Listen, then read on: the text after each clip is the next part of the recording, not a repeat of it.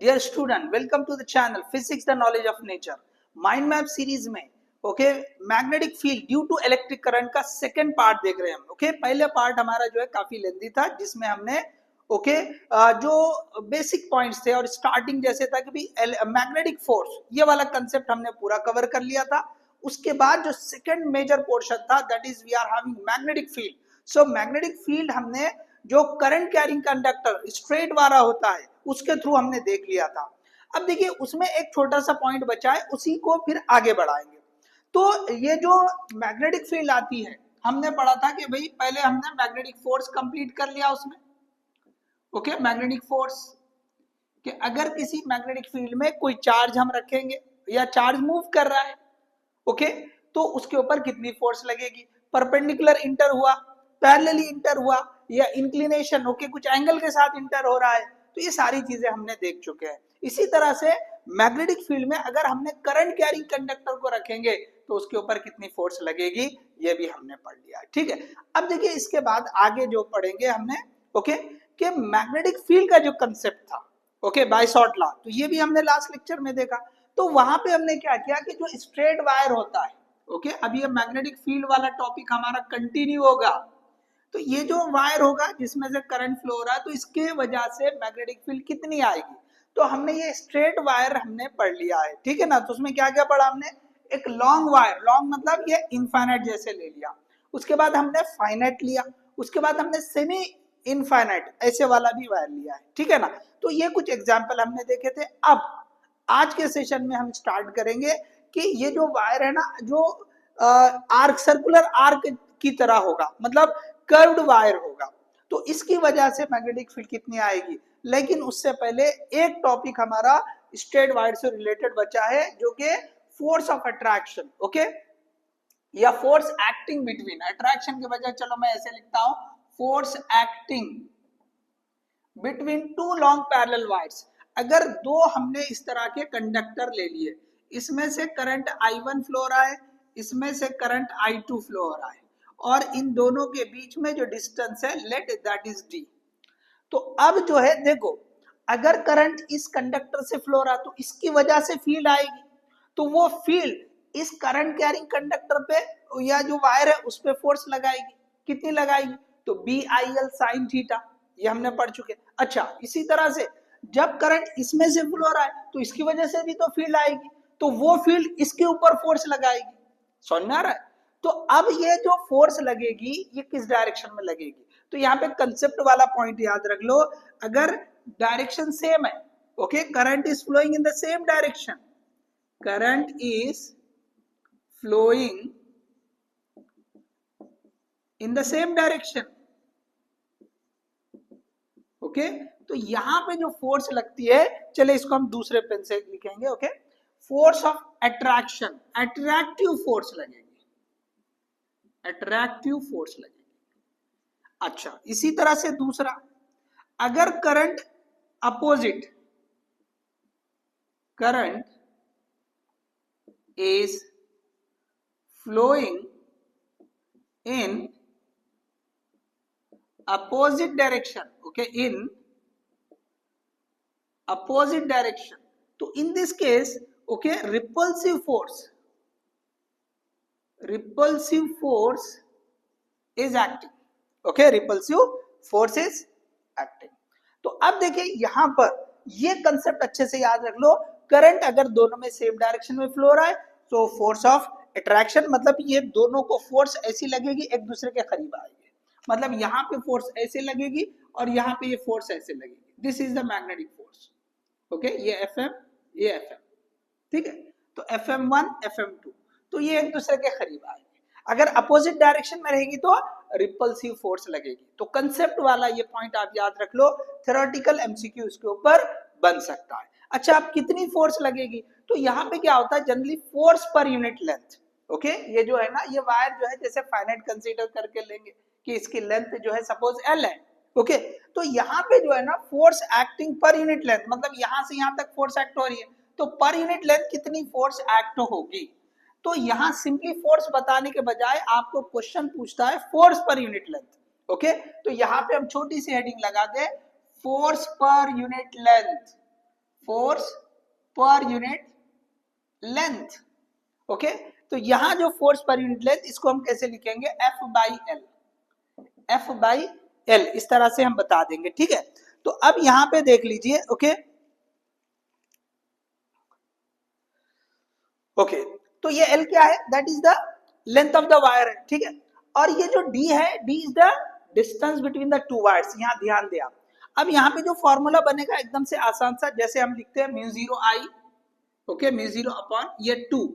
अब यहाँ आई एक ही करंट नहीं है, दोनों है, तो यहाँ पे उन दोनों का प्रोडक्ट आएगा I1 into I2, okay, mu zero I1 I2, okay, whole divide by ये जो डिस्टेंस है, ओके, दोनों के बीच का डिस्टेंस, ओके, दोनों के बीच का डिस्टेंस। तो this is the force acting, okay, पर यूनिट लेंथ। ये आपको पता होना चाहिए बस। दो वायर अगर पैरेलली है, उनसे करंट फ्लो हो रहा है, डायरेक्शन जो भी होगी, फोर्स इतनी एक्ट होगी, ओके, पर यूनिट लेंथ इतनी फोर्स एक्ट होगी। चलिए आप पॉज करके कॉपी करें, हम आगे नेक्स्ट पॉइंट की तरफ बढ़ेंगे। चलिए, तो हमने यहाँ पे जो स्ट्रेट वायर वाला जो टॉपिक था वो कंप्लीट कर लिया। अब हम जो है ना सर्कुलर वायर, ओके, जो कर्व्ड वायर रहेगा, हम उससे कितनी मैग्नेटिक फील्ड आती है वो देखेंगे। चलिए, तो रब कर देंगे, ओके, चलो रब कर देते हैं, हेडिंग लगाएं अब नेक्स्ट। ओके, तो हम क्या करेंगे, एक आर्क ले लेंगे, सर्कुलर आर्क की तरह, ठीक है, एक वायर, और उसके थ्रू हम देखेंगे कि भाई कितनी मैग्नेटिक फील्ड आती है। तो हेडिंग जो है एग्जैक्टली जो बोर्ड की टेक्स्ट में मैं वो लिख रहा हूं, ओके, एनसीईआरटी में थोड़ा सा बदल करेंगे, टॉपिक वही रहता है। Magnetic field produced,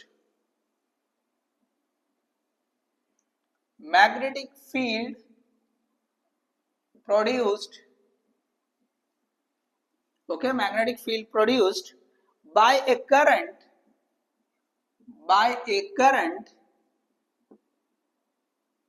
okay, by a current in a circular arc, in a circular arc, okay, circular arc of a wire, of a wire। तो ये हमने हेडिंग लगा दी। अब यहाँ पे क्या होगा, सिंपल, एक आप जो है ना सर्कुलर वायर का थोड़ा सा पार्ट ले रहे, एक आर्क की तरह, ये हो गया। अब देखो यहाँ पे ये इस तरह से आप बता दें।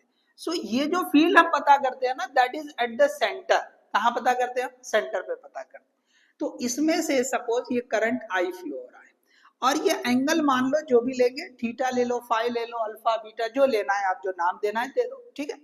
तो अब जो है ना, ये जो सेंटर है, सेंटर पर मैग्नेटिक फील्ड कितनी होगी, ये फील्ड किसकी, कौन सी बात कर रहे हैं, जो सेंटर पर एक्ट हो रही है। अब देखो यहां पर, ओके, अब ये जो पूरा वर्कआउट है, अब डेरिवेशन तो करना नहीं हमें, ठीक है ना, हमको तो भाई मेन हम फॉर्मूला याद रखे, तो हम जो इसको उसके क्वेश्चन को सॉल्व कर सकते हैं। तो यहाँ पे क्या होगा, अच्छा ये जो है ना, ये radius, this is we are having the radius. तो इस जो है कंडक्टर से यहां तक का डिस्टेंस भी वही हो रहा है। तो यहाँ पे मैग्नेटिक फील्ड जो होती है, B is equal to mu zero I upon 4 pi, ये R, ठीक है। बहुत सारे लोग स्मॉल r लिखते हैं, कोई प्रॉब्लम नहीं, लिख सकते हैं, ठीक है, इनटू ये जो एंगल है थीटा, बस यही फॉर्मूला हो गया। हमने इतना फॉर्मूला देखा था सेमी इनफाइनाइट के लिए, ओके, किसके लिए देखा था, सेमी इनफाइनाइट के लिए। अब उसको हमने थीटा से मल्टीप्लाई किया, थीटा क्या है, the angle of this arc. अब ये जो है ना, यहां अच्छे से याद रखना, this should be, okay, it should be in radian, it should be use in radian. अगर यहां पे आप लिख रहे हैं डिग्री में लिख दिया तो आंसर रॉन्ग हो जाएगा। आपने लिख दिया ओके 30 डिग्री, तो ये जो है ना 30 डिग्री लिखेंगे तो मैग्नेटिक फील्ड रॉन्ग आ जाएगी।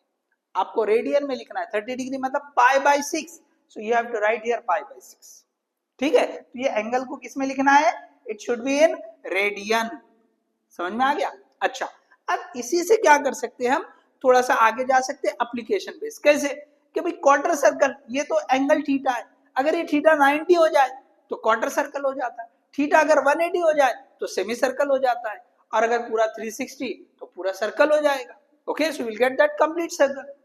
तो यहां पर इस केस में ओके, चलो आपको एक होमवर्क के तौर पे क्वार्टर सर्कल आपके लिए रख देते, थीटा की वैल्यू कितना आ जाएगी π/4।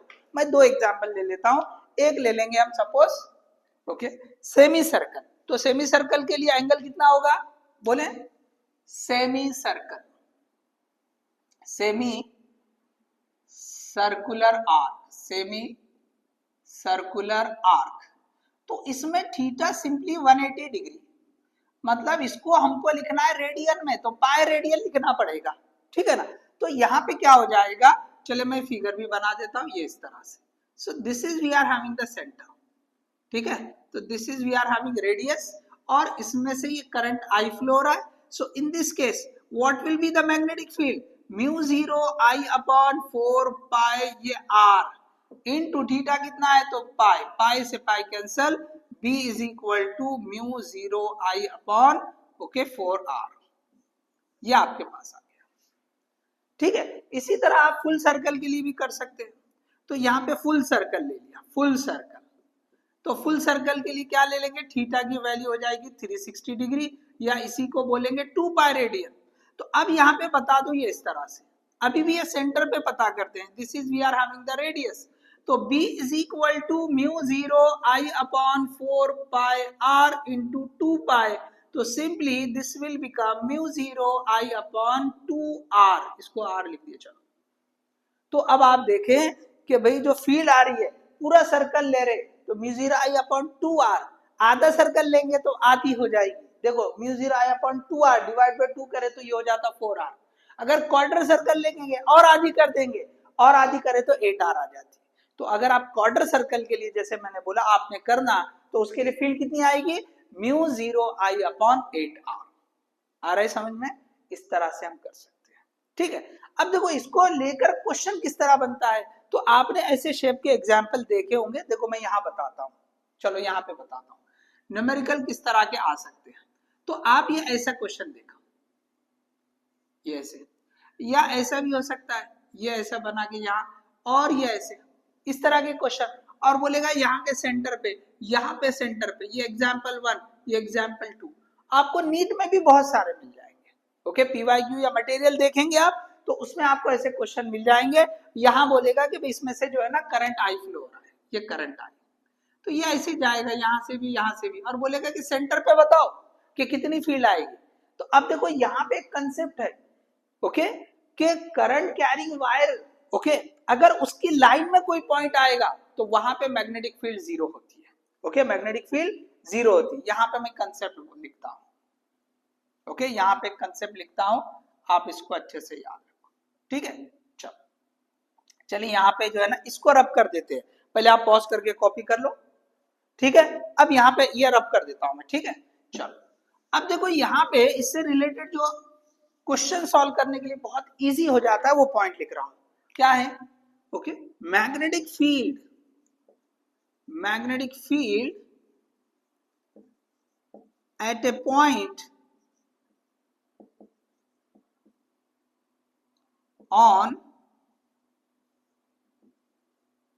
on the line of wire, on the line of wire is 0, okay on the line of wire is 0। तो देखिए ये जो है हमने ये बता दिया, तो यहाँ पे क्या होगा, देखो ये अब जो पॉइंट है इसी वायर के लाइन में या इसी वायर की भी लाइन में हो रहा है, तो इन दोनों की वजह से तो 0 हो जाएगा, ठीक है। अब ये वायर कैसा है तो फाइनाइट है, ओके या ऐसे बता सकता है ये बहुत दूर से आ रहा है तो सेमी इनफाइनाइट भी हो सकता है, ठीक है। लेकिन सिंपल अगर कोई पॉइंट उस लाइन के वायर के सॉरी वायर की लाइन में आ रहा है तो सिंपली मैग्नेटिक फील्ड 0 हो जाएगी। देखो इस वायर के लाइन में ये पॉइंट आ रहा है, तो हमको सिर्फ ये जो सेमी सर्कुलर आर्क है इसकी वजह से जो फील्ड आएगी that is mu 0 I upon 4R, बस ये लिखना पड़ेगा।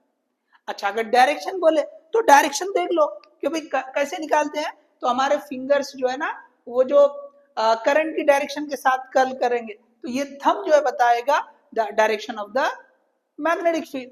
तो यहाँ पे आप जो है ना इस तरह से तो इनवर्ड बता देंगे, ठीक है।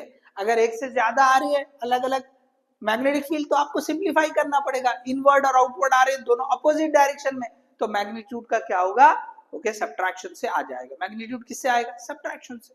अगर दोनों भी केस में डायरेक्शन सेम है तो रिजल्टेंट कैसे आएगा, तो दोनों को ऐड करके आएगा मैग्नीट्यूड्स को, ठीक है। तो ये आप समझ लें, ठीक है। तो ये जो है इस तरह के क्वेश्चन आप 3-4 एग्जाम्पल कर ले, आपको समझ में आ जाएगा, बहुत ज्यादा भी नहीं, 3-4 एग्जाम्पल कंसेप्ट कर ले आप तो आपको ये क्लियर हो जाएगा, ठीक है। तो मैग्नेटिक फील्ड के ऊपर जो है ना, जैसे सेमी सर्कुलर सर्कुलर और ये जो स्ट्रेट वायर है ना, तो इनके ऊपर इस तरह का क्वेश्चन बन सकता है। हाँ, स्ट्रेट वायर के ऊपर तो और भी पॉसिबिलिटी है कि अभी इससे रिलेटेड फॉर्मूले जो फॉर्मूले भी हम पढ़ रहे हैं तो अलग अलग आ रहे हैं, भी सेमी फाइनाइट है, इनफाइनाइट है, सॉरी सेमी इनफाइनाइट है, फाइनाइट है, इनफाइनाइट है, ओके। तो और जो भी बनेंगे कि उनके कॉम्बिनेशन, अभी हमने पढ़ा कि 2 पैरेलल वायर है, ठीक है। तो कई सारे जो है ना इससे रिलेटेड फॉर्मूले आपको मिल सकते हैं जिसके ऊपर क्वेश्चन पूछा जा सकता है, ठीक है। चलो आप पॉज करके कॉपी कर लो, एक और केस देखते हैं। तो हमने यहाँ पे सर्कुलर फुल सर्कल वाला जो है कंडक्टर, उसकी वजह से उसके सेंटर पे फील्ड कितनी होती ये देख लिया। अब इसी में एक और चीज ऐड होके आती है, चलो मैं ये रब करता हूं, आगे बढ़ेंगे, ठीक है। चलो अब देखो एक्सिस के ऊपर कितनी मैग्नेटिक फील्ड आएगी, ओके। एक्सिस के ऊपर कितनी मैग्नेटिक फील्ड आएगी, ओके। एक्सिस के ऊपर कितनी मैग्नेटिक फील्ड आएगी, तो कैसे रहेगा, देखो यहां पर, अच्छा पहले हेडिंग लगा दो, चलो जो बुक में दे रखा है वैसी हेडिंग लगा देंगे, axial magnetic field, axial magnetic field, okay. Axial magnetic field produced by current,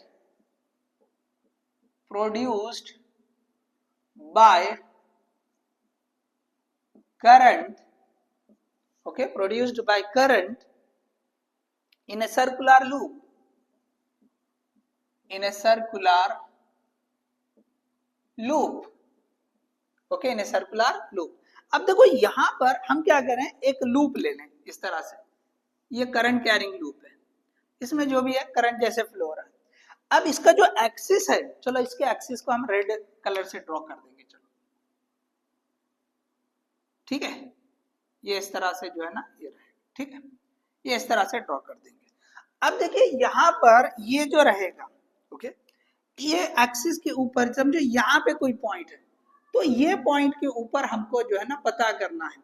तो ये जो पॉइंट है, अब देखिए ये क्या है, यहां से यहां तक ये तो रेडियस हो जा रहा है, सबको समझ में आ रहा है, this is we are having the radius. और ये जो है ना जो भी एक्सिस बताए, जेड एक्सिस बोले, एक्स एक्सिस बोले, वाई एक्सिस बोले, तो वो डिस्टेंस उतना ले लो, let this is we are having z, यहां से यहां तक। और ये जो होता है ना इसको हम स्मॉल आर लिखते हैं, ओके, कि भाई ये यहाँ पे हमने छोटा सा डीएल ले लिया और इस डीएल से जिस पॉइंट पे मैग्नेटिक फील्ड पता करना है, ओके, तो वो हम ले लेते हैं स्मॉल आर, ठीक है।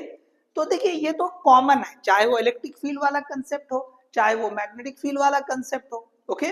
तो अगर हमको फील्ड चेक पता करना है तो कितने डिस्टेंस पर, तो जिस जगह से इलेक्ट्रिक फील्ड है तो हम चार्ज से देखेंगे, मैग्नेटिक फील्ड है तो हम करंट कैरिंग वायर या करंट कैरिंग जो एलिमेंट होगा वहां से हम देखेंगे, so that distance is small R. तो ये कितना होगा, तो अब यहाँ पाइथागोरस की तरह देख, ये right angle triangle, so Pythagoras से ये क्या आ जाएगा, this will be equal to R square plus Z square, ठीक है। अब देखिए यहाँ पे हम डायरेक्टली अब इसका फॉर्मूला लिख देंगे कि भाई एक्चुअल लाइन के ऊपर जो फील्ड आएगी, okay, so that will be equal to B is equal to, okay, mu 0 I upon, okay, यहाँ पे आ जाएगा 2। अब देखिए इसके साथ में जो है ना ये जो म्यू 0 आई है, इसके साथ आपको मिलेगा ये जो रेडियस है, यहाँ ध्यान दे स्मॉल और कैपिटल आर में फर्क रखे, ये कैपिटल आर है, okay, mu 0 I R square divide by 2 into, अब ये जो टर्म आ रहा है ना R square plus Z square whole power 3/2, whole power 3/2, तो ये जो है फॉर्मूला। अब देखिए ये जो है ना एक्सियल लाइन के ऊपर मैग्नेटिक फील्ड, ओके, एक्सिस जो भी दे दे, कभी क्या करता है इसको एक्स एक्सिस बताता, ऐसे वाला रिंग बता देता और ऐसा एक्स एक्सिस, तो यहाँ पे जेड की जगह एक्स लिख कर आएगा या वाई लिख कर भी दे सकता है। अब सेम ये कंसेप्ट जो है ना आपको जो है इलेक्ट्रोस्टैटिक में भी मिलेगा, ग्रेविटेशन में मिलेगा, लेकिन वहां पे फॉर्मूला एग्जैक्टली मैच करते हुए, यहाँ पे थोड़ा सा फर्क हो गया, ये नीचे 2 आ गया, और ये जो है ना ये एक्चुअली यहाँ पर ये टर्म आर स्क्वायर, वहां पे सिंपली आर आता है, मतलब डिस्टेंस जो भी रहेगा, ठीक है। तो थोड़ा सा माइनर चेंजेस आते हैं, तो इसके लिए हमने देखो एक जो सीरीज हमने स्टार्ट की थी दैट इज यूनिक सीरीज, तो उसमें हमने ग्रेविटेशनल फील्ड और इलेक्ट्रोस्टैटिक या इलेक्ट्रिक फील्ड इनके लिए इसको कंपेयर करते हुए बताया। ओके, उसमें हमने इसको इंक्लूड नहीं किया। हाँ, दूसरे जो थे कि हमने जो है ना जैसे electric field due to hollow sphere, इसी तरह magnetic field due to current carrying pipe, pipe मतलब फिर से हॉलो रहेगा। इसी तरह से gravitational field due to what you can say that hollow sphere, hollow spherical mass. तो ये सेम बनते हुए आते हैं, लेकिन ये वाले केस में थोड़ा सा माइनर चेंज है, ठीक है, तो आप वो भी रिफर कर सकते हैं। तो एनीवे ये फॉर्मूला आप याद रखें, डायरेक्टली आपको इसके ऊपर क्वेश्चन मिल सकता है। तो देखिए ये जो है हमने जो सर्कुलर से रिलेटेड था लगभग हमने देख लिया। अब यहाँ पे जो है ना एक पैटर्न आपसे पूछ सकता है कि अगर ये जो करंट कैरिंग वायर है, यहाँ पे आप क्या करें ये बता दो। ओके, यहाँ पे आप क्या कर सकते हैं, करंट की जो है ना डायरेक्शन को आप बता दो कि भाई करंट फ्लो हो रहा है। तो यहाँ पे जैसे अगर मैं मान लू ये ऐसे करंट फ्लो हो रहा है, this is the current I, ये ऐसे जाके ऐसे फ्लो हो रहा है, ठीक है। तो अब ये जो करंट फ्लो हो रहा है इसको हमने आई का नाम दे दिया, ठीक है। तो इसकी वजह से जो फील्ड आएगी इसके अराउंड, ओके, फील्ड का पैटर्न कैसा होगा ये आपसे पूछ सकता है। तो देखो यहाँ पे मैं बताता हूं, ओके, ये एक फिगर दे रखा है तो आपको पैटर्न मालूम रहना चाहिए, ठीक है ना। अगर फिगर भी दे रखा है टेक्स्ट में तो उसके ऊपर भी क्वेश्चन पूछा जा सकता है। फॉर्मूला तो बता दिया हमने, ओके, फॉर्मूला बता दिया। अब इसी के ऊपर, ओके, अब यही इसी कंसेप्ट की बात कर रहे हैं। तो यहाँ पे ये जो है ना, ये सपोज हमने डायरेक्शन क्या ऐसी ले ली, चलो ठीक है, this is the current I. अब इसकी वजह से जो फील्ड आ रही है, ओके, ये समझ ले कि भाई ये हॉरिजॉन्टल ऐसे आपके पास जो ये ऐसे हॉरिजॉन्टल है, करंट ऐसे फ्लो हो रहा है। तो इसमें फील्ड कैसी आएगी, तो देखो यहाँ पे फील्ड को मैं, ओके, चलो ब्लैक कलर से ड्रॉ करता हूं। देखो यहाँ पे जो है ना ये इस तरह के रहेंगे, ये इस तरह से जो है ना ये फील्ड लाइंस रहेंगी, ओके, ये फील्ड लाइन जो है इस तरह से रहेगी, ठीक है।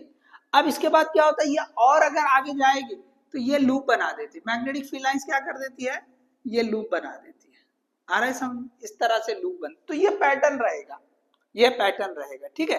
तो ऐसे आपको ये लूप बनते हुए दिखेंगे। और ये जो है ना लूप, ये बहुत बड़ा लूप बन रहा है, तो हम यहाँ पे दोनों भी बता दी, छोटे हिस्से में यहाँ कहीं लूप बनते हुए दिखेगा, और ये बहुत बड़ा लूप है तो हमने उसका कुछ हिस्सा ड्रॉ किया, कुछ पार्ट जो था वो ड्रॉ कर दिया, ठीक है। तो this is the pattern you are having for, okay, magnetic field lines, okay, किसकी वजह से, सो करंट कैरिंग लूप की वजह से, ठीक है। चल, तो अब देखिए यहाँ पे हमने जो है ना ये जो बायसॉट लॉ से रिलेटेड ये सारी चीजें देख ली है। अब देखिए इसके बाद एक और लॉ आता है that is ampere circuital law या सिंपली एम्पियर्स लॉ। देखिए ये उसी तरह से जैसे हम जो है ना इलेक्ट्रोस्टैटिक में कूलम्स लॉ पढ़ते हैं, तो कूलम्स लॉ की तरह यहाँ पे क्या है, बायसॉट लॉ है। उसके बाद आगे हम जो क्या करते हैं, जो है गॉस लॉ पढ़ते हैं फॉर इलेक्ट्रोस्टैटिक, उसी तरह का हम यहाँ पे जो है ना एम्पियर लॉ पढ़ते हैं। तो देखिए डेरिवेशन जो है ना गॉस लॉ की वजह से आसान होके आता है, हमने आसानी से किया। अगर वही डेरिवेशन हम कूलम्स लॉ से करेंगे तो काफी लेंथी होगा। तो इसी तरह से अगर बायसॉट लॉ से अगर डेरिवेशन करें तो वो लेंथी होगा, और उसी को अगर हम एम्पियर लॉ से करेंगे तो आसान हो जाएगा। बट एनीवे यहाँ पे आपको डिराइव करना तो है नहीं, तो हमको यहाँ पे सिर्फ एम्पियर सर्किटल लॉ क्या है हमको वो समझ लेना है, ठीक है। चलो तो हेडिंग लगा दें आप, ओके, ये पॉज करके कॉपी कर लें और हेडिंग लगाइए नेक्स्ट एम्पियर्स लॉ। चलो इसको रब कर देते हैं। तो जैसे गॉस लॉ पढ़ते हैं हम इलेक्ट्रोस्टैटिक में, वैसे ही यहाँ पे एम्पियर लॉ है, ठीक है। तो हेडिंग लगा देते हैं हम एम्पियर्स लॉ, एम्पियर्स लॉ, ठीक है। चलो ये लगा दिया हमने एम्पियर्स लॉ हेडिंग, ओके। तो क्या कहता है एम्पियर्स लॉ,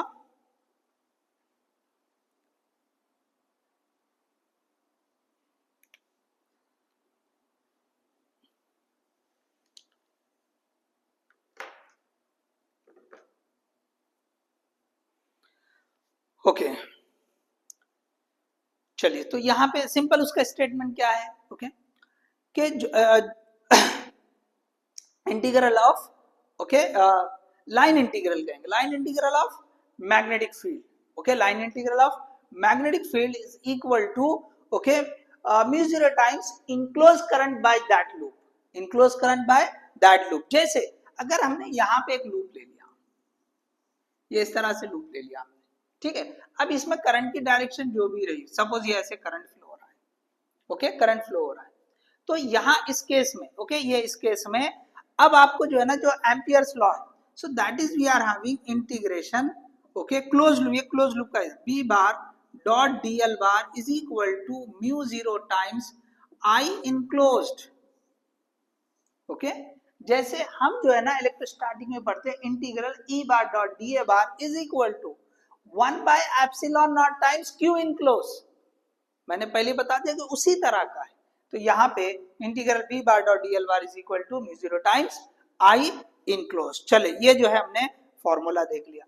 अब देखिए यहाँ पर, ओके, यहाँ पर अब ये जो लूप है, ठीक है, ये जो लूप है, ओके, अब ये लूप की जो भी डायरेक्शन रही, this is the direction of the loop. अब इसमें से, ओके, अगर कोई करंट ऐसे जा रहा है, ओके, अगर कोई करंट ऐसे जा रहा है, अब इसमें से जो है ना वायर जा रहा है, सपोज ऐसे, ये लूप है, ओके, ये जो है ना एम्पेरियल लूप। तो एम्पेरियल लूप क्या है, एक अज्यूम किया गया है, आपको मैग्नेटिक फील्ड पता करना है, ओके, किसी करंट कैरिंग वायर की वजह से, जैसे यहाँ जो है ना ये करंट कैरिंग वायर है, तो आपको यहाँ पे जो है ना इसकी वजह से फील्ड कितनी आ रही पता करना है। तो यहाँ पे आप इतने डिस्टेंस का रेडियस ले लो, ओके, और उससे एक लूप बना दो, ओके। अब आप यहाँ इस तरह बनाएंगे और ये फॉर्मूला यूज कर लेंगे, तो इससे आपको ये मैग्नेटिक फील्ड आ जाएगी। So this is we are having Amperian loop, ये क्या है, एम्पेरियन लूप, ठीक है। तो अब ये एम्पेरियन लूप की डायरेक्शन सपोज आपको ऐसे बता दिया। अब करंट अगर ऐसे जा रहा है, लेट मैं इसका नाम दे देता हूं I1, एक और करंट का नाम दे देता हूं ये I2, एक और करंट का नाम दे देता हूं I3। तो ये जो है क्रॉस मतलब इनवर्ड, और ये जो है ना आउटवर्ड, समझ में आ रहा। तो अब ये कौन सा करंट पॉजिटिव होगा, कौन सा करंट निगेटिव होगा, इसमें से तीनों करंट फ्लो है। अच्छा, अगर यहाँ पे कोई करंट है I4, तो ये जो एम्पियर लॉ में इसका कोई रोल नहीं, हाँ मैग्नेटिक फील्ड इसकी वजह से भी आएगी, बट हम जो ये जो आई इनक्लोज लिख रहे हैं, ओके, ये फील्ड जो है इसकी वजह से भी हो सकती है, बट जो राइट साइड में आई इनक्लोज लिख रहे हैं उसमें ये नहीं आएगा, राइट साइड में जो आई इनक्लोज लिख रहे हैं उसमें ये नहीं आएगा। तो अब देखो ये जो करंट है ये इनवर्ड है या आउटवर्ड है, तो अब हम किसको पॉजिटिव लिखे किसको निगेटिव लिखे, क्योंकि दोनों अपोजिट डायरेक्शन वाले हैं, तो हम सिंपली कोई एक डायरेक्शन से तो नहीं लिख सकते कि भाई आई इनक्लोज मतलब ये तीनों है, I1 plus I2 plus I3, ऐसे नहीं। आपको इसके लिए क्या करेगा, वो ये जो एम्पेरियन लूप है इसकी डायरेक्शन देगा। तो आप क्या करना, जो एम्पेरियन लूप की डायरेक्शन है ना उसके डायरेक्शन में अपने फिंगर्स को कर्ल कर लेना, curl your fingers in the direction of the Amperian loop and see what is the direction you are getting for thumb. तो थंब की डायरेक्शन आप देखें, जो थंब की डायरेक्शन रहेगी उस डायरेक्शन को पॉजिटिव मानेंगे, उस डायरेक्शन को क्या मानेंगे, पॉजिटिव। तो इन दिस केस ये देखो आउटवर्ड आ रहा है, मतलब outward current, okay, outward direction is positive, outward direction positive in this case, हमेशा नहीं होगी, ये वाले केस में होगी। अगर यहां उल्टा हो जाए, ये ऐसा बता दे, ओके, ये ऐसे बता दे, अब ये ऐसे, तो इन दिस केस, ओके, अगर यहाँ पे सेम मैं ऐसे ही बता दूं, ओके, आप जो है ना ये ऐसे बता दिया, this is I1, this is I2 and this is I3, इस तरह से बता दिया, ठीक है मैंने। तो अब ये वाले केस में क्या होगा, inward direction, inward direction is positive. तो ऐसा फिक्स नहीं कि आउटवर्ड ही पॉजिटिव रहेगी, ठीक है ना, आउटवर्ड भी पॉजिटिव हो सकती है या फिर इनवर्ड भी हो सकती है। तो इनवर्ड पॉजिटिव है तो आउटवर्ड नेगेटिव, अगर आउटवर्ड पॉजिटिव आई तो इनवर्ड नेगेटिव। किस पर डिपेंड करेगा, हम जो है ना जो डायरेक्शन एम्पेरियन लूप की दिया है उसकी डायरेक्शन में फिंगर्स को कर्ल कर लेंगे और थंब की डायरेक्शन देखेंगे, ओके। तो ये किससे आएगा, ओके, ये थंब से आएगा, याद रखो, ओके, ये जो है हमको थंब से मिलेगा। क्लियर है सबको। चलो अब यहाँ इक्वेशन लिखते हैं, चलो इक्वेशन लिखते हैं, ये मैं रब कर देता हूं, इसको आप एग्जाम्पल 1 मान लो, this is we are having example 1, और इसको आप एग्जाम्पल 2 मान लो। तो अब दोनों के लिए इक्वेशन लिखेंगे। एग्जाम्पल 1 की इक्वेशन, तो integral B bar dot DL bar is equal to mu zero.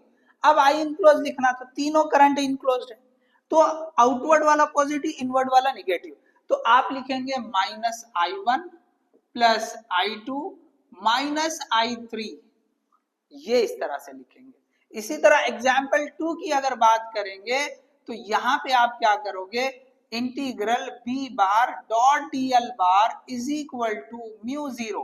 अब देखो यहाँ पे उल्टा हो गया, हमने एम्पीरियल लूप की डायरेक्शन अपोजिट में बताई थी, ऐसे बताई थी, तो इनवर्ड वाली पॉजिटिव, तो यहाँ पे क्या होगा, I1 पॉजिटिव, I2 नेगेटिव, फिर I3 पॉजिटिव वाली डायरेक्शन, इस तरह से हम लिखेंगे। ठीक है, तो ये हो गया आपका जो है एम्पियर्स लॉ। ठीक है, तो अब अलग अलग इस तरह के लूप को थोड़ा कॉम्प्लिकेट करके दे सकता है, ठीक है ना, मतलब ऐसे भी दे सकता है, ये इस तरह से, ये ऐसे डायरेक्शन देगा। अब आपको बोलेगा कि भाई यहाँ पे जो है ना ये जो है इनवर्ड है और यहाँ पे जो है ना ये आउटवर्ड है। अब ये लूप के हिसाब से आपको देखना पड़ेगा, ठीक है, आपको लूप के हिसाब से देखना, तो आप उसके हिसाब से कौन सा पॉजिटिव आएगा कब निगेटिव आएगा वो चेक कर सकते हैं। ठीक है, चल, तो ये जो है कंसेप्ट था एम्पियर्स लॉ का। ठीक है, अब आगे बढ़ते हैं, देखो नेक्स्ट टॉपिक की तरफ। अब आपको जो है ना magnetic field, okay, due to solenoid, okay, due to solenoid और टोरॉइड। अब सोलेनॉइड क्या है, तो सोलेनॉइड क्या होता है कि भाई सिंपली एक समझो इस तरह का एक फ्रेम होगा, ओके, और उसके ऊपर ऐसे जो है ना वायर वुंड किया हुआ होगा, ओके, ऐसे कॉइल पूरी रहेगी और उसमें से करंट पास करेंगे, so that is we are having okay solenoid. तो अब उसमें फील्ड किस तरह की आएगी उसके बारे में आपको डिस्कशन रहेगा। उसका फॉर्मूला बहुत सिंपल है, बहुत ज्यादा चीजें उससे रिलेटेड नहीं पूछेगा, सिंपल, अगर फॉर्मूला समझ गए और वो जो फॉर्मूला कहाँ पे फील्ड आती है वो देख लेंगे और एंड पे क्या आती है ये देख लेंगे। चले आप पहले पॉज करके कॉपी कर लो, ठीक है, कॉपी कर लिया। चलो अब जो है magnetic field due to solenoid and toroid,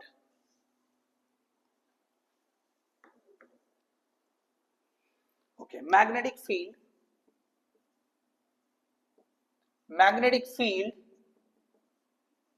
due to solenoid and toroid, okay, toroid. अब देखिए इसमें क्या होता है, ये इस तरह से रहेंगे, तो यहाँ जो है ना ये ऐसे, ये जो है ये ऐसा जो है पूरा फ्रेम रहेगा एक्चुअली, ये हम जो है ना जैसे एंड बता रही सेम ऐसी है, समझ ले, ओके। अब यहाँ क्या होता है कि भाई ये जो फील्ड लाइन है इसमें से जब करंट पास होगा, ओके, ये जो क्या बोलेंगे वायर जो रहेगा, ये वायर इधर से इन होगा और घूम के इधर से बाहर आएगा, इस तरह से जो है ना ये राउंड रहेगा। ठीक है, तो इसको आप देख सकते हैं कि भाई ये जो है ना ये ऐसे ऐसे जा रहा है सपोज, अब उसको जो है ना आप बता सकते हैं भाई यहाँ से, ओके, यहाँ से इन हो रहा है तो यहाँ क्रॉस हो जाएगा, ओके, ऐसे जा रहा है, यहाँ से बाहर निकल रहा है, ओके। अब ये जो है ना ये यहाँ से बाहर निकल रहा है, यहाँ से निकलते जा रहा है, ये ऐसे जो है ना ऐसा रहेगा, तो ये इस तरह पूरा रहेगा। तो ये ऐसा बताने के बजाय यहाँ पे क्या करते हैं, आउटवर्ड, यहाँ से निकल रहा है ना भाई, ओके, यहाँ से निकल रहा है तो यहाँ पे आपको ऐसे डॉट डॉट बता देंगे, और यहाँ पे एंटर कर रहा है ना ये क्रॉस बता देंगे, या क्या बता देंगे, क्रॉस बता देंगे। ठीक है, अब देखिए ये हमको जो सिलेबस में रहता है ना ये इनफाइनाइट लेंथ का होता है, जनरली क्या करते हैं इसको इनफाइनाइट लेंथ, अब प्रैक्टिकली तो इनफाइनाइट नहीं ले सकते, तो ये जो है ना एक ऐसा मतलब ये जो लेंगे ये वाला हिस्सा बहुत कम होगा, ऐसा मतलब ऐसे। अब जैसे यहाँ पे अगर हम बोलेंगे कि भाई ये जो डिस्टेंस ये पॉइंट को अगर हम ऐसे बहुत करीब से देखेंगे तो हमको क्या लगेगा ये बहुत दूर है, ठीक है ना, डिपेंड करेगा कि ये हिस्सा क्या है, ये बहुत बड़ा बोर्ड है समझेंगे हम, जितना इसको करीब से देखेंगे, दूर से देखेंगे तो इसकी लिमिटेशन या डायमेंशन समझ में आ जाएगी, लेकिन एकदम ऐसा क्लोज जाके देखेंगे तो ये पूरा आपको इधर से उधर तक क्या लिखेगा कि बोर्ड ही हम जहां तक भी देख रहे हैं, तो प्रैक्टिकली ऐसे कंसीडर कर लेते हैं। ठीक है, बट एनीवे यहाँ पे खैर वो डेप्थ को हम छोड़ देंगे, सिंपल यहाँ देखेंगे कि इसके अंदर जो फील्ड लाइंस होंगे वो किस तरह के होंगे, तो मैग्नेटिक फील्ड लाइन जो है ना वो इस तरह से रहेंगे। ठीक है, अब यहाँ पे डेरिवेशन की जरूरत नहीं है, तो यहाँ पे मैं सिंपली ये फील्ड लाइन, तो अगर ये इनफाइनाइट लेंथ रहेगा तो उसके बीच में इस तरह से एकदम स्ट्रेट होंगे, ओके, स्ट्रेट होंगे। तो ये एक्चुअली कैसे होता है कि हम जो है ना, ये जो करंट कैरिंग लूप्स है, वो लूप्स को हम जो है ना ऐसे एक साथ करीब लेकर आ जाते हैं, ओके, क्योंकि ये जो लूप रहेगा ये इस तरह से, तो इसमें से क्या होगा, करंट ये ऐसे जाएगा। लेकिन अगर ये करीब लाते जाएंगे तो ये सब में से होते हुए जाएगा, तो ये इस तरह का पैटर्न आएगा, स्ट्रेट आपको दिखेंगे। तो इसके सेंटर में ओके, ये जो है मैग्नेटिक फील्ड कितनी होगी, this is we are having and, okay, this is we are having and. तो ये जो एंड पे जो मैग्नेटिक फील्ड होती है वो एवरेज हो जाती है, मतलब इसका आधा रहेगी। चले हम पेन बदलते हैं, तो यहाँ जितनी फील्ड होगी, ओके, एंड पे क्या होगी, ये सॉरी इसको बी लिखो। सो बीई आप सिंपली याद रखें हाफ ऑफ बीसी, लेकिन बीसी होगी कितनी, सो बीसी इज इक्वल टू, ये हम पहले क्या कर रहे हैं, ये सोलेनॉइड पढ़ रहे हैं, ये किसका शेप है, सोलेनॉइड। तो BC is equal to mu zero N I, okay, mu zero N I, इसमें से करंट आई फ्लो हो रहा है सपोज। तो ये एन क्या है, so N is number of turns per unit length, मतलब अगर टोटल एन जो है टर्न्स है और हमने इतना पोर्शन लिया जिसकी लेंथ सोलेनॉइड की एल है सपोज, ओके, ये तो इनफाइनाइट रहेगा, लेकिन हमने उसका एक छोटा पोर्शन ऐसा बता रहे हैं जिसकी लेंथ कितनी है, एल ले लिया हमने। तो ये क्या हो जाएंगे, टोटल नंबर ऑफ टर्न्स जो आएंगे एल लेंथ पर, ओके, एल लेंथ के। सो इसके लिए हम ये जो स्मॉल एन है उसको कैसे लिख सकते हैं, okay, number of turns per unit length. तो यहाँ पे उस लेंथ एल के लिए टोटल जो नंबर ऑफ टर्न्स रहेंगे वो एन और divide by L. So this is we are having number of turns per unit length, ठीक है, number of turns per unit length. अब देखिए यहाँ पर ये जो हो जाएगा B is equal to mu zero, okay, N की जगह हम ये ऐसे भी लिख सकते हैं N by L into I. तो ये डिपेंड करता है आप ऐसे लिखे या ऐसे लिखे, ठीक है, आप दोनों में से जैसा भी चाहे आप बता सकते हैं। अब इसी तरह से, ओके, इसी तरह से हम टोरॉइड के लिए भी ले सकते हैं। तो टोरॉइड क्या है, तो टोरॉइड जो है ना ये जैसे स्ट्रेट है, ओके, तो टोरॉइड जो रहेगा, okay, toroid, okay, toroid will be like this, okay, ये इस तरह से रहेगा, ये इस तरह से जो है रहेंगे। अब देखो यहाँ पर ये जो है, यहाँ पे स्ट्रेट था, यहाँ पे आपको क्या है, it is a ring, ring की तरह रहेगा। तो रिंग में क्या होगा, यहाँ पर आपको ये है ना, ये ऐसे ऐसे ये वायर ऐसा होल्ड किया हुआ रहेगा, तो वो यहाँ पे स्ट्रेट है, इसी को हम क्या कर रहे हैं, एक रिंग के फॉर्म में डाल दे रहे हैं। ये जो टोरॉइड है, ये सॉरी सोलेनॉइड है, इसको हम जो क्या करें, सर्कुलर फॉर्म में डाल दे रहे हैं। तो यहाँ पे आपको इस तरह का रहेगा। अब याद रखिए जो मैग्नेटिक फील्ड होती है ना, ये आउटसाइड जीरो होगी, यहाँ पे magnetic field zero, outside magnetic field zero, inside रहेगी। यहाँ पर भी ऐसी होगा, ये आउटसाइड मैग्नेटिक फील्ड जीरो, यहाँ पर भी ये जीरो रहेगी, इनसाइड रहेगी बस। तो आप समझे, ओके, इसके ऊपर भी क्वेश्चन पूछ लिया ये ऐसे, आउटसाइड द टोरॉइड के फील्ड कितनी होगी, तो यहाँ पे फील्ड जो है ना ये जीरो होगी, इनसाइड रहेगी। यहाँ पर भी यहाँ जीरो, यहाँ जीरो, यहाँ इनसाइड रहेगी, ठीक है। तो इस तरह से जो है हम ये बता सकते हैं। अब यहाँ पे क्या होगा, तो फॉर्मूला इसी तरह का है, B is equal to mu zero N I. अब यहाँ पे भी क्या होगा, ये पूरी लेंथ, तो म्यू जीरो एन, लेंथ क्या होगी, तो ये 2 पाई आर। अगर हमने यहाँ पे ये सेंटर मान लिया, तो ये आर रेडियस ले लिया, एवरेज रेडियस हमने आर ले लिया, क्योंकि भाई ये इनर रेडियस अलग होगा, आउटर रेडियस अलग होगा, तो सिंप्लिसिटी के लिए क्या कर लिया हमने, एवरेज ले लिया। तो यहाँ पर क्या होगा, ये जो रेडियस है उसके हिसाब से, तो ये पूरा चक्कर कितना होगा, सरकमफेरेंस के बराबर होगा। सो टोटल लेंथ क्या आ जाएगी, 2 पाई आर। तो यहाँ पे हम इसको ऐसा भी लिख सकते हैं, into R. Otherwise basic formula या general formula mu zero N I use कर सकते हैं। आपको समझ होना चाहिए कि स्मॉल एन को क्या लिखे, सोलेनॉइड के लिए क्या लिखे, टोरॉइड के क्या लिखे, दोनों के लिए फार्मूला एक तरह का ही है। तो देखो ये लास्ट टॉपिक था, okay, magnetic field due to electric current, एक बड़ा चैप्टर, इस वजह से हमने इसके 2 पार्ट कर लिए, ठीक है। नीट के लिए, सीटी के लिए, दोनों के लिए भी इंपॉर्टेंट है, ओके। तो ये हमने जो है एक माइंड मैप, ओके, जो है पूरा का पूरा चैप्टर जो है दो छोटे पार्ट, दो पार्ट में। ओके, पहला लेक्चर बड़ा था, ये पार्ट थोड़ा सा छोटा है। ओके, इसमें हमने कवर कर लिया। सो होप आप इससे जो है बेनिफिट या फायदा उठाएंगे। ओके, ये सारा कंसेप्टिवली थ्योरेटिकली अगर आप समझ जाते हैं तो इसके बेसिस पर अगर आपने न्यूमेरिकल्स की प्रैक्टिस कर ली, सीटी वालों ने सिंपली अगर 3 साल के भी जो पेपर हुए हैं 2022, 23, 24, इनमें जो पेपर्स हुए हैं, जैसे 2024 में लगभग 16 पेपर हुए हैं, 2023 में आई थिंक 12 कुछ पेपर हुए हैं और 2022 में 8 कुछ पेपर हुए हैं। थोड़ा सा कम ज्यादा हो सकता है, लेकिन जहां तक मुझे पता है इतने पेपर हुए हैं। तो इतने पेपर ये बहुत ज्यादा हो गए। ओके, मतलब आपको लगभग 35-36 पेपर हो जा रहे हैं। 36 पेपर के क्वेश्चन करेंगे, पूरा कवर हो जाएगा। याद रखो, लगभग जो है ना तकरीबन पोर्शन रिपीट हो, मतलब टॉपिक्स कवर हो जा रहे हैं। तो क्वेश्चन क्या होगा, बहुतों का वैल्यू बदल के आएगी।